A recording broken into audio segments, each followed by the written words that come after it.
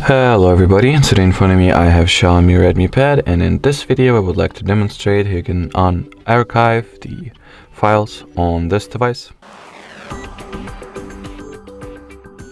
So in order to unpack the files, decompress them effectively, we will use the free and convenient app that is called RAR, which you can get for free from the Google Play Store, and we have a whole another video on it if you want to see it, so check our channel out.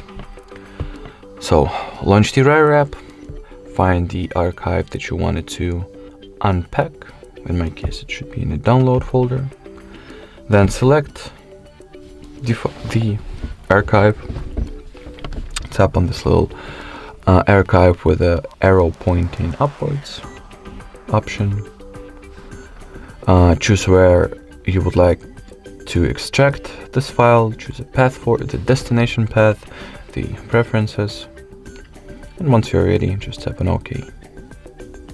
And here it is already. So that would be it for this video.